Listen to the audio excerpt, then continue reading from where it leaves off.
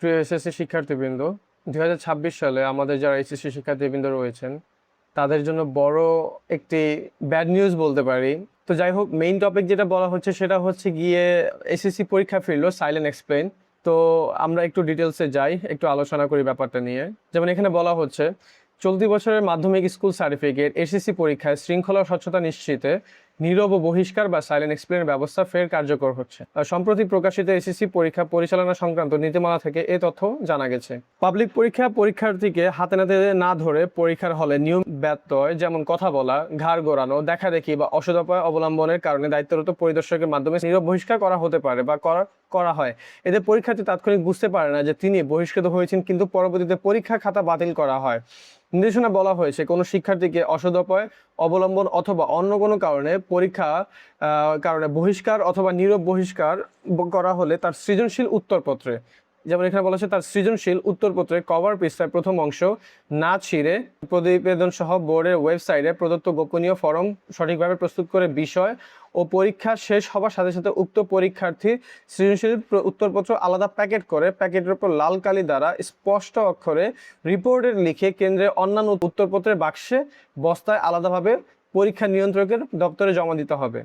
বিষয়টি খুবই গুরুত্বপূর্ণ। এখানে যদি একটু এক্সপ্লেন করি, তাহলে সেখানে বলা হচ্ছে, কোনো ছাত্র অথবা ছাত্রী যদি এমন হয় পরীক্ষা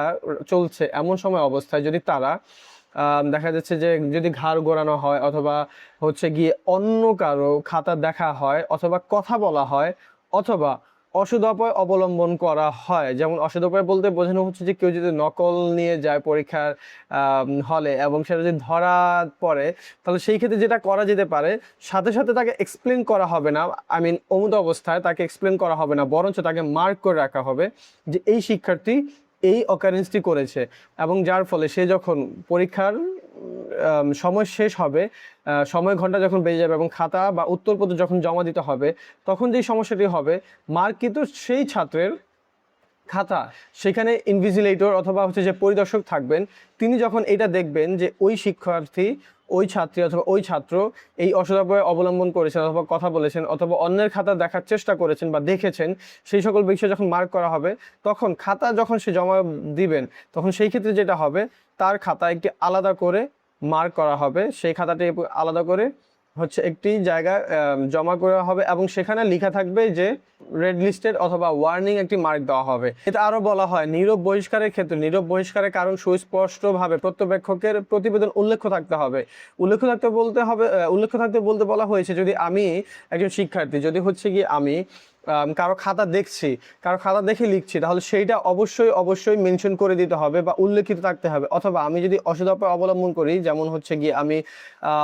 নকল নিয়ে গিয়েছি এবং সেই নকল দেখে দেখে খাতায় লিখেছি এবং তার ভিত্তি করে আমি হচ্ছে গিয়ে পরীক্ষা দিয়েছি, তাহলে সেটাও লিখে রাখা হবে। অথবা আমি কারো থেকে ঘাড় ঘুরিয়েছি অথবা কারো থেকে জিজ্ঞাসা করেছি যে এই উত্তরটা কিভাবে হতে পারে বা এই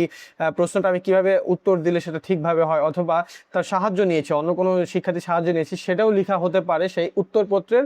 উপরে। তো স্পষ্টভাবে সেটা মূল্যায়ন করতে হবে এবং স্পষ্টভাবে সেটা লেখা থাকবে যে তার খাতা কেন বাতিল করা হবে অথবা তাকে কেন রেড লিস্টেড করা হয়েছে। এখন তারপরে যেটা বলা হয়েছে, নীরব বহিষ্কৃত পরীক্ষার্থীদেরকে সঙ্গত কারণে পরীক্ষার অংশগ্রহণ করার অনুমতি দিতে হবে। এখন এটা যেটা বলা হচ্ছে যে যদি কেউ এরকম অবস্থা বা এরকম অসদুপায় অবলম্বন করে থাকে, পরবর্তীতে তাকে অথবা সেই তাকে হচ্ছে গিয়ে পরীক্ষায় অনুমোদন দিতে হবে যে সে পরীক্ষায় বসতে পারবে। যেমন আবার তারপরে বলা হয়েছে পরবর্তী পরীক্ষার বিষয়, পরীক্ষায় যে সে অসদুপায় অবলম্বন না করলেও তার পরবর্তী সকল বিষয় সৃজনশীল উত্তরপত্র কভার পৃষ্ঠার প্রথম অংশ না ছেড়ে নৈর্ব্যক্তিক পত্রের প্রত্যেক বিষয় ও পত্রের সাথে নীরব বহিষ্কারের বিষয় পত্র ও কারণ উল্লেখপূর্বক প্রতিবেদন সহ আলাদা প্যাকেটের কেন্দ্রের উত্তরপত্রের বাক্সে বস্তায় পৃথকভাবে পরীক্ষা নিয়ন্ত্রকের দপ্তরে জমা দিতে হবে। মানে যেই শিক্ষার্থী অসদুপায় অবলম্বন করে পরীক্ষা দিয়েছেন, তার খাতা আলাদাভাবে দপ্তরে জমা দিতে হবে, পরীক্ষা নিয়ন্ত্রণ দপ্তরে জমা দিতে হবে। সাইলেন্ট এক্সপেল অলরেডি আমি এক্সপ্লেন করে দিয়েছি। সাইলেন্ট এক্সপেল ব্যাপারটা হচ্ছে এইরকম যে আমি হচ্ছে কারো খাতা দেখে নকল করছি অথবা আমি অসদুপায় অবলম্বন করছি অথবা নকলের মাধ্যমে পরীক্ষা দিচ্ছি অথবা কারো থেকে আমি আনসারপত্র জানার চেষ্টা করছি বা জিজ্ঞাসা করে নিচ্ছি এবং তার উপর বেস করে আমি পরীক্ষা দিচ্ছি, এবং যদি আমি মার্ক হয়ে যাই, কোনো ইনভিজিলেটর অথবা হচ্ছে গিয়ে কোনো পরিদর্শক যদি আমাকে মার্ক করে ফেলেন, তাহলে সেই ক্ষেত্রে যেটা হতে পারে যে আমার খাতা বাতিল হবে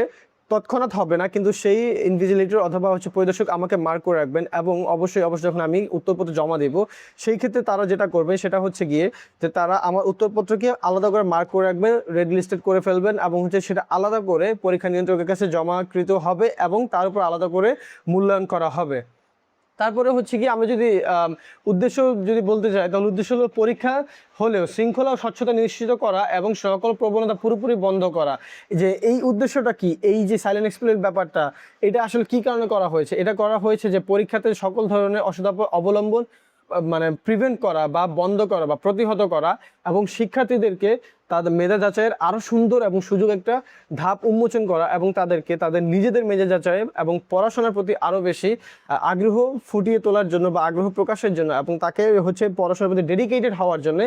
এই একটি কারণ আমরা চিহ্নিত করতে পারি, যে একটি কারণ হতে পারে যে এক্সপেল নামক এই পদক্ষেপটি গ্রহণ করা হয়েছে। সো এই হচ্ছে সাইলেন্ট এক্সপেল নামক এই ব্যাপারগুলো। সো আমরা হচ্ছে গিয়ে সোর্স এবং আমরা হচ্ছে গিয়ে